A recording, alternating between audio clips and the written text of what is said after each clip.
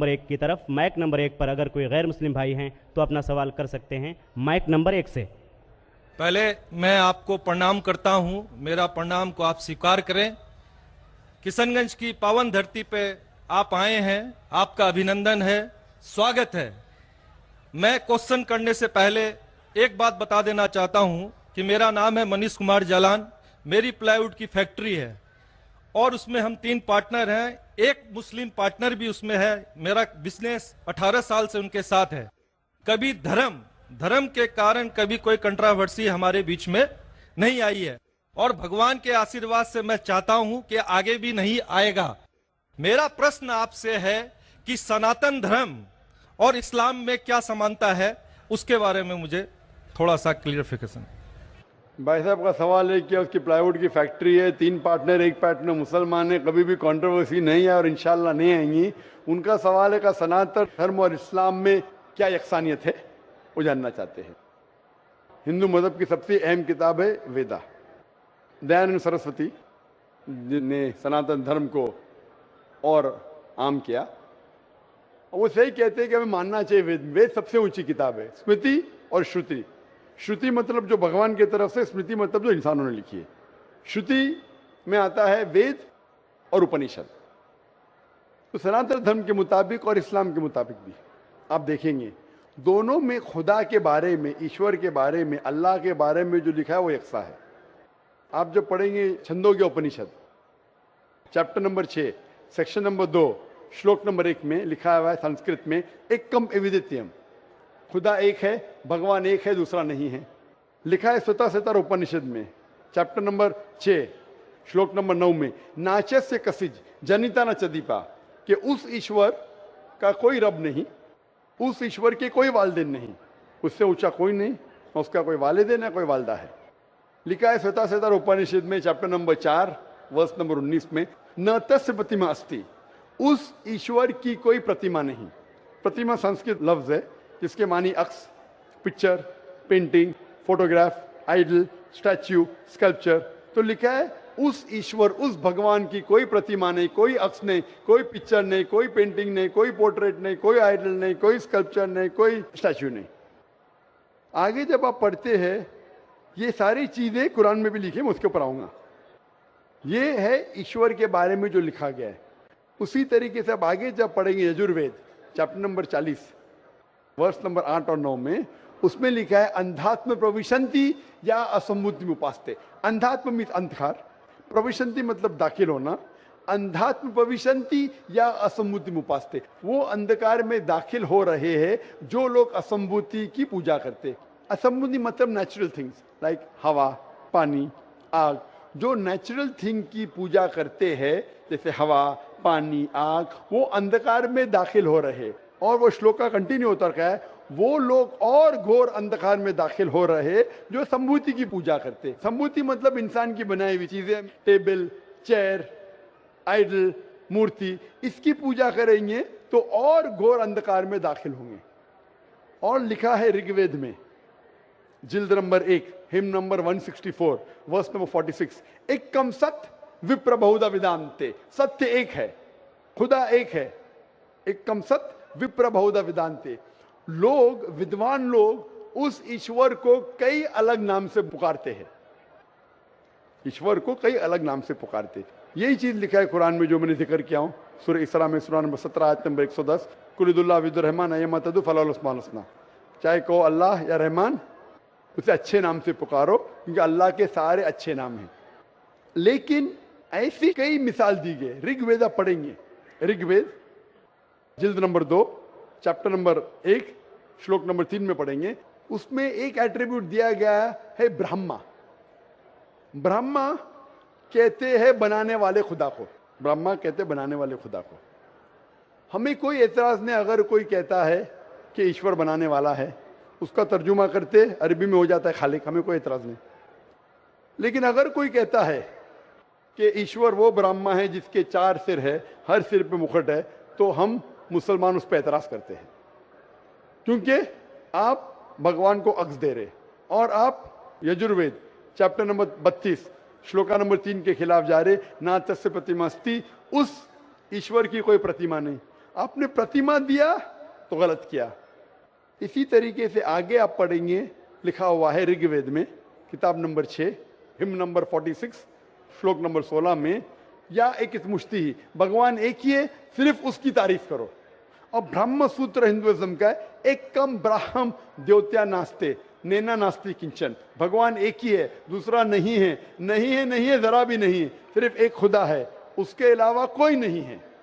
अगर कोई मुसलमान से पूछेंगे कि सबसे बेहतरीन क्या डेफिनेशन है खुदा की, अल्लाह की, वो जवाब आपको देगा सूरह इखलास सूरा नंबर 112 आयत नंबर 1 से 4, जिसमें लिखा है कुल हुवल्लाहु अहद, कहो कि अल्लाह एक है, अल्लाह समद, अल्लाह जो बेनियाज है, लम यलिद वलम यूलद, ना वो किसी को जना है ना किसी से जना है, वलम यकुल लहू कुफुवन अहद, उसके जैसा कोई नहीं है।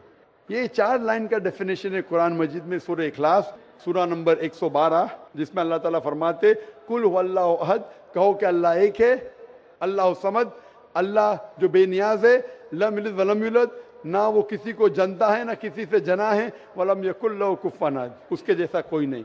अगर कोई भी चीज को आप कहते हैं खुदा है, भगवान है, ईश्वर है, अगर ये 4 लाइन के डेफिनेशन में उतरता है, हम मुसलमान को कोई एतराज नहीं मानने के लिए कि वो ईश्वर है, कि वो खुदा है।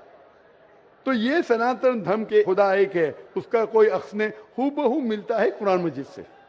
लेकिन मैं एक स्टेप आगे जाता हूं, यहां तक के तो सही है, दयानंद सरस्वती ने कहा ईश्वर के बारे में, मैंने मान लिया, मैंने थोड़ी और रिसर्च किया। मैंने कहता हूं मैं दयानंद सरस्वती और विद्वान हूं, और रिसर्च किया हूं।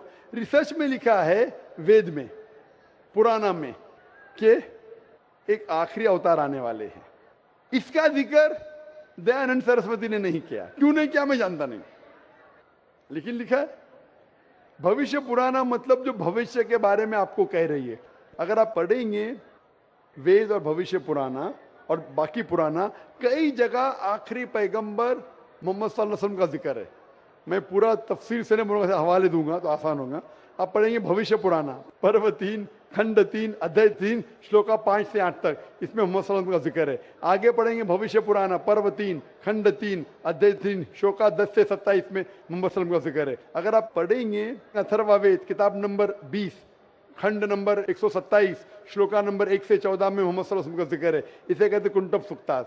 अगर आप पढ़ेंगे ऋग्वेद किताब number 1 chapter number 53 shloka number 9 में मोहम्मद सल्लल्लाहु अलैहि वसल्लम का जिक्र है। कई जगह पे उनका नाम से जिक्र है और बड़ी तफसील से जिक्र है कल्कि पुराना में। कल्कि पुराना चैप्टर नंबर 5, 7, 9, 15 यहां पढ़ेंगे। इसमें लिखा है कि कल युग में, कल युग मतलब आखिरी युग में आएंगे आखिरी अवतार। अवतार जैसा मैंने कहा का मतलब नहीं कि भगवान नीचे आना। अवतार एक संस्कृत वर्ड है जिसका मानी अवत्र, अवत्र मतलब खुदा ने भेजा, खुद खुदा नहीं आ रहा है, it belongs to God, not God himself. इसीलिए इसका कॉन्सेप्ट है मैसेंजर, पैगंबर। तो कल युग में कल की अवतार आएगा, उसके बाप का नाम है विष्णु यास। विष्णु मतलब ईश्वर खुदा, यास मतलब खुदा का बंदा। अरबी में कहीं हो जाता अब्दुल्ला जो मोहम्मद सल्लल्लाहु अलैहि वसल्लम के वालिद का नाम था। उसकी माँ का नाम होगा सुमति, सुमति मतलब अमन शांति। अरबी में कहेंगे आमिना जो नाम था मोहम्मद सल्लल्लाहु अलैहि वसल्लम के वालिदा का नाम। वो पैदा होंगे एक अमन के शहर में जो था मक्का। वो पैदा होंगे ऐसे खानदान में जो उस शहर का रखवाला था और मोहम्मद सल्लल्लाहु अलैहि वसल्लम कुरैश खानदान में पैदा हुए। पहली वही उन्हें आएंगे एक गार में, एक केव के अंदर। मोहम्मद सल्लल्लाहु अलैहि वसल्लम को सबसे पहली वही आए गार हिरा में रात के वक्त, हम जानते हैं। फिर वो माइग्रेट करेंगे नॉर्थवर्ड और वापस आएंगे। मोहम्मद सल्लल्लाहु अलैहि वसल्लम ने हिजरत की, मदीना फिर वापस आया। उनके 4 करीब दोस्त होंगे, सबसे पहले 4 खुलफा राशिदीन। ऐसे कई तफसील है। तो खुदा के जिक्र के बाद जो वेद में यकसानियत है जो कुरान से मिलती है वो है मोहम्मद सल्लल्लाहु अलैहि वसल्लम का जिक्र। और भी यकसानियत है, ये तो सिर्फ खुदा के बारे में और मोहम्मद सल्लल्लाहु अलैहि वसल्लम के बारे में। और यकसानियत है शराब मत पियो, जैसा मैंने कहा कुरान में लिखे सूरह माइदा सूरह 5 आयत नंबर 90 शराब मत पियो। मनुस्मृति चैप्टर नंबर 9 श्लोक नंबर 225 में लिखा है।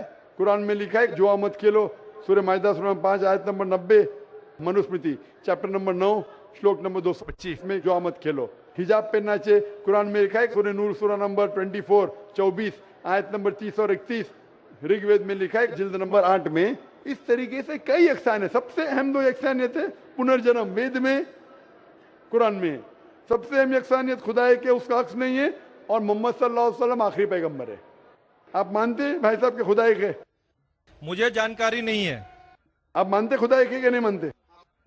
मुझे जानकारी नहीं है, और अपने धर्म को जो जानता हूं उस हिसाब से हम तो सभी देवी देवताओं को मानते हैं और हमें मानना भी चाहिए, ये हम जानते हैं। आपके धर्म में सबसे ऊंची किताब कौन सी है? हम तो गीता को मानते हैं। गीता क्या है? वेद का निचोड़ है। सबसे ऊंची किताब हिंदू धर्म में है वेद। वेद जो है श्रुति, वेद, उपनिषद। फिर आएंगे आपके महाभारत। भगवत गीता 18 चैप्टर है महाभारत के, 18 चैप्टर। महाभारत का एक हिस्सा है। श्री कृष्ण अर्जुन को सलाह देते हैं क्या करना चाहिए, वो उसे कहते हैं भगवत गीता। आप समझे ना? कहते हैं ये निचोड़ है वेद का, लेकिन वेद तो पहले समझो आप, बराबर ना? तो वेद में जब लिखा है इतना खास तौर के भगवान एक है, तो आप क्यों इतने देवी देवता में मानते नहीं? ये तो आपको तहकीक करना पड़ेगा ना। तो मैं जो कह रहा हूं उसे लिखिए, या ऑलरेडी अवेलेबल है किताब में, किताब जाइए पढ़िए, वेद पढ़िए। ये जाकिर मुंबई से आया बेगम बाकी तो नहीं कर रहा है, हवाला दे रहा है इधर से उधर, मैं भी फेंक रहा है। नहीं नहीं, हो सकता है ना फेंक रहा हूं। नहीं, आप जितनी बात को बोल रहे हैं पीस टीवी में भी देखता हूँ। देखते माशाल्लाह। हाँ, तो अब आप वेद के बारे में बोले हैं और बताए हैं, आपका चैप्टर नंबर और पन्ना नंबर तो मेरे दिमाग में आया नहीं कि ठीक है बोल रहे हैं तो कुछ होगा उसमें, कुछ तो होगा, कुछ तो कुछ होगा, कुछ ना कुछ होके छोड़िए, मत तहकीक कीजिए। नहीं क्या अब गलत या करूंगा। सही? अब नहीं, करेंगे। अब करेंगे। कितने दिन में कंप्लीट करेंगे? एक हफ्ते में कर लूंगा, कोई बड़ी बात थोड़ी। एक हफ्ते में मैं आपके पार्टनर से पूछूंगा। आपने बोला अब तक कंट्रोवर्सी नहीं हुई। मेरा कंट्रोवर्सी होना जरूरी नहीं है, आप उसको अच्छाई की तरफ लेके आओ, वो आपको अच्छाई की तरफ लेके आएगा। कंट्रोवर्सी नहीं करना। अगर आदमी बोला 2 जमा 2 5, अरे जान दे यार, मेरा पार्टनर मुझे ज्यादा पैसा दे रहा है, 5 रुपया दे रहा है, 2 जमा 2 5, गलत है ये। गलत है तो बोलना चाहिए। कंट्रोवर्सी नहीं होना अच्छी बात नहीं, कंट्रोवर्सी होके सच्ची राह पे लेके आना अच्छी बात है। आप समझ रहे हैं? नहीं आपके पार्टनर से कहो, इतने 18 साल से आपके पार्टनरशिप किए, अभी आप एक हफ्ते में तहकीक करेंगे जाकिर क्या बोलता है, और पार्टनर से डिस्कस करो, बराबर ना? आप ठीक बोल रहे हैं। मेरे पार्टनर का नाम भी मैं बताना चाहूंगा। सैयद मजरुल हसन साहब नाम है उनका। सैयद मजरुल हसन साहब तो लाखों लोग सुन लिए ना। हाँ, तो सैयद मजरुल हसन साहब को और हमारे से 15 साल बड़े भी हैं, मेरे से 15 साल बड़े भी हैं। हाँ। हमारी डिस्कस होती है, सब चैप्टर पर डिस्कस होती है। परंतु मैंने क्या कहा कि हमारे बीच में किसी तरह का कोई भी कंट्रोवर्सी नहीं होता है। और आपने वेद के बारे में बताया, जरूर मैं वेद को भी पढ़ूंगा। कंट्रोवर्सी नहीं है, कंट्रोवर्सी नहीं, यकसानियत है। आज कुछ आपसे लेके जा रहा हूं, मैं देखे नहीं जा रहा हूं, मैं आपसे लेके जा रहा हूं। मेरे मन में जिज्ञासा थी, मैं आपसे क्वेश्चन किया, आपने मेरे क्वेश्चन का जवाब दिया, इसके लिए मैं धन्य हूं। और मैं अपने जो आप वेद के बारे में बोले, मैं जरूर उसको पढ़ूंगा और 7 दिन में ही पढ़ूंगा इंशाअल्लाह। आप पढ़िए, तहकीक कीजिए, लेके जा रहे। अगर आप कबूल करेंगे तो मुझे देके भी जाएंगे सवाब इंशाअल्लाह। मेरा प्रणाम को फिर स्वीकार करें आप। इसी के साथ मैं अपने शब्दों को विराम देता हूं। माइक नंबर 3 पर अगर कोई गैर मुस्लिम भाई हैं तो अपना सवाल कर सकते हैं। आदाब डॉक्टर जाकिर साहब, मैं पिंटू, मेरा प्रोफेशनल स्टूडेंट हूं। मैं बंगाल इस्लामपुर से बिलोंग करता हूं। तो मेरा सवाल आपसे ये है सर कि जो लोग अल्लाह के राह में शहीद हो गए वो जिंदा हैं या के मुर्दा? और सर एक बात, इस सवाल में अगर छोटी सी और भी बीच में कोई सवाल पैदा हो तो आप बुरा नहीं मानिएगा। क्या उठने वाला है वो भी मैं जानता हूँ, क्या उठने वाला है वो भी जानता हूँ मैं, क्योंकि मेरा फन है ये सवाल जवाब, मेरा फन है। मैं आपको पहली बार सुन रहा हूँ। क्या उठने वाला है वो भी जानता हूँ, इसीलिए मैं जवाब दूंगा और आपको जवाब भी मिल जाएगा उसके अंदर इंशाल्लाह। भाई साहब का सवाल है कि जो शहीद होते हैं वो जिंदा होते हैं या मुर्दे होते हैं? ये कुरान मजीद की आयत है, सूरह बकरा की सूरह नंबर 2 आयत नंबर 154। इसमें लिखा है कि जो लोग शहीद हुए वो जिंदा है। इसके पस मंजर ये है कि जंग के मैदान में जब जंग होती है मुसलमान और दुश्मनों के साथ, तो जब दुश्मनों कुछ मुसलमान का कत्ल करते, मुसलमान कुछ उनका कत्ल करते, उस वक्त कहा जाता है कि आपके जो लोग मरे वो तो गए, हमारे लोग अब तक जिंदा है। मतलब नॉट फिजिकली, फिजिकली तो लोग मर गए मतलब फिजिकली मर गए, डॉक्टर कोई बोलेगा मर गए, तो फिजिकली मर गए। जिंदा मतलब आखिरत में इंशाअल्लाह इन लोग जन्नत में जाएंगे। उसका मतलब ये नहीं कि फिजिकली अलाइव, उनको दफनाया गया, जिंदा इंसान को दफनाना हराम है। अगर वो फिजिकली जिंदा है तो दफना थोड़ी सकते आप उनको, दफना नहीं सकते। तो ये कुरान की आयत है, पस मंजर में पता चलता है जिंदा है, मतलब आखिरत में उनको इनाम मिल गया, इन लोग जन्नत में जाएंगे, आप लोग दोज़ख में जाएंगे, उसका ये मानिए। अभी सवाल का जवाब पूछ सकते हैं आप। कौन सा सवाल पूछने का? सर सवाल का जवाब मेरा ये नहीं था जो आप दे रहे हैं सर। नहीं नहीं, आपका दूसरा सवाल क्या है? सर सवाल का जवाब मेरा अभी अधूरा लगा, आप बुरा न माने, आप इसका पूरा जवाब दें सर। मैंने जवाब दे दिया ना, क्या मानिए बोल दिया ना। फिजिकली सवाल- मर गए। सर एक मिनट सर। आपका सवाल था जो लोग शहीद हुए जिंदा है क्या मर गए? फिजिकली भाई साहब सुन रहे क्या नहीं आप बोलते उर्दू जानते, आपको जवाब ऐसा मिला कि दूसरा सवाल निकल रहा नहीं बाहर। मैं जानता हूं क्या सवाल था आपका, ये मेरा फन है। आपका सवाल था कि शहीद लोग जिंदा है क्या मर गए? कुरान की आयतें जिंदा है, फिजिकली इन लोग डेड है। शहीद मतलब शहादत देते मर जाना, तो फिजिकली डेड है, लेकिन आखिरत में इंशाअल्लाह जन्नत में जाएंगे, आखिरत में जिंदा रहेंगे, ये जवाब है।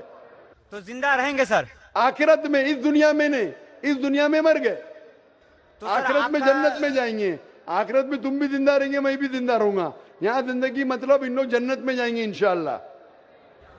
क्वेश्चन करें सर? क्वेश्चन करो। सर आप कह रहे हैं जिंदा रहेंगे तो क्या? आखिरत में, इस दुनिया में नहीं। रिपीट करो मेरा जवाब। सर आखिरत के बारे में हम नहीं बोले, हम इस दुनिया के बारे में इस बोले दुनिया सर। में मर गए इन लोग, जो शहीद है वो मर गया। आगे वला बोलो। तक़ूलू लिमन युक़्तलू फ़ी सबीलिल्लाहि अमवात वल अहयाउ वलाकिन ला तशऊरून। इसका तफसील बताइए सर हमें। अरे वही तो मैंने बोला, मैं जानता हूं आप गैर मुस्लिम हैं। सर गैर मुस्लिम हूँ सर, लेकिन मैं आप गैर मुस्लिम है कि मुसलमान गैर मुस्लिम का नाम लेके सवाल पूछ रहे? सर मेरा नाम पिंटू दास है, बोल लिया हूँ पहले सर। बराबर। आप जो कह रहे हैं, मैंने वही आयत की तशरीह दी, हवाला देखिए। आप नहीं समझे तो मैं क्या करूं? नहीं सर दीदा कॉलेज प्लांटेड क्वेश्चन। आपने सवाल पूछे, मैंने जवाब दिया कि इस दुनिया में वो लोग मर चुके हैं, जिंदा मतलब आखिरत में इन लोग जन्नत में जाएंगे। जवाब साफ है, लेकिन जो चाहते थे आपको वो आपको जवाब नहीं मिला, इसलिए आप फंस गए। वास्तुतंत्र के हिसाब से घर बनाना बहुत कॉमन हो चुका है, तो ये कितना दूर सही है या गलत है?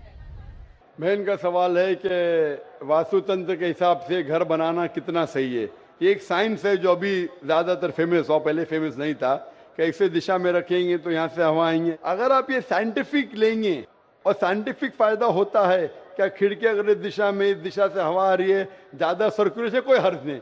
लेकिन अगर दीनी एतबार से बनाएंगे, ऐसा बनाएंगे तो जिंदगी अच्छी होगी, तो ये गलत है। अगर आप साइंस के मुताबिक लेते हैं कि इससे सर्कुलेशन, तो कुछ चीज सही है, कुछ चीज गलत है।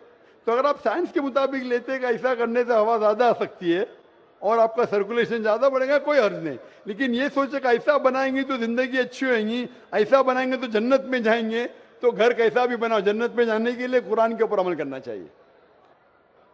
अगर साइंटिफिकली कुछ फायदे होते हैं आपकी जिंदगी में रहने के लिए, कोई एतराज नहीं। लेकिन ये सोचेंगे कि आखिरत में आप जन्नत में जाएंगे इसके वजह से, तो ये विश्वास बिल्कुल गलत है। एक बार मैं फिर वाज़ह कर दूं, अपना नाम और